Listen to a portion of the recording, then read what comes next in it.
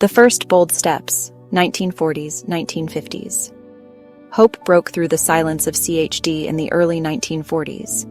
In 1944, Johns Hopkins surgeon Dr. Alfred Blalock, pediatric cardiologist Dr. Helen Taussig, and lab technician Vivian Thomas performed the first successful surgery to treat a cyanotic child with tetralogy of Fallot. The patient, nicknamed Blue Baby, survived the groundbreaking shunt procedure.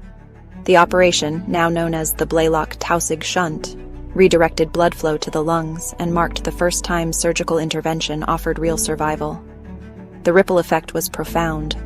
For the first time, heart surgery wasn't just theoretical, it was life-saving.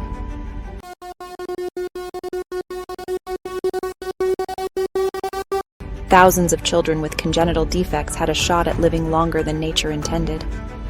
Blalock and Thomas went on to perform hundreds of procedures, and Helen Taussig advocated for replicating and refining the operation across the country. But challenges remained immense. Surgeons operated on beating hearts without bypass. Procedures were brief and limited. Success often meant extending life by months, not decades. Yet every attempt brought the field one step closer to the next revolution. Heart-lung machines and risky innovation, 1950s, 1960s. In the 1950s, innovation raced ahead of safety. Without reliable heart-lung bypass machines, surgeons explored extreme measures. In 1952, Dr. Forrest Dodrill performed open-heart surgery using a mechanical pump designed by General Motors engineers.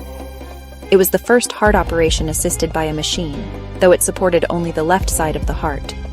Then, in 1954, Dr. C. Walton Lillihei at the University of Minnesota made history by using a human as a heart-lung machine. In a technique called cross-circulation, he connected a child's circulatory system to that of a healthy parent, temporarily using their lungs and heart to oxygenate the child's blood. The procedure was as dangerous as it was heroic. Though controversial, it saved lives and proved that direct surgical repair of heart defects was possible. 1951, pulmonary artery banding. Introduced by Drs. Muller and Daman, pulmonary artery banding became one of the earliest palliative measures for CHD.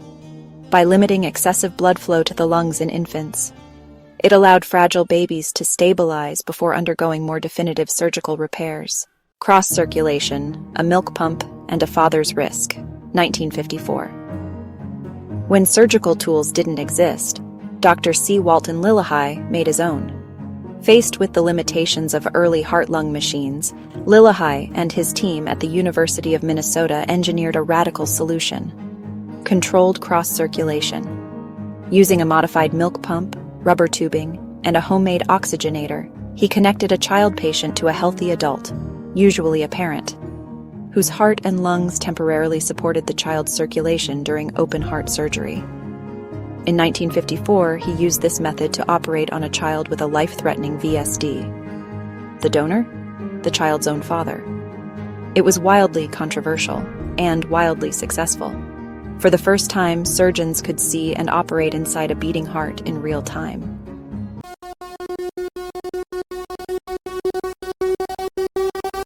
Lillihei's technique enabled more than 40 successful open-heart surgeries before heart-lung machines were safe and reliable enough to replace it.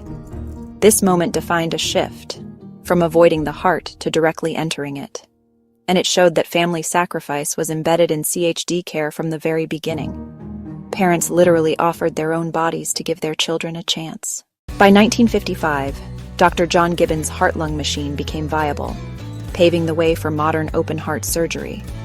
With oxygenation and circulation now externally managed, surgeons could operate for extended periods on non-beating hearts.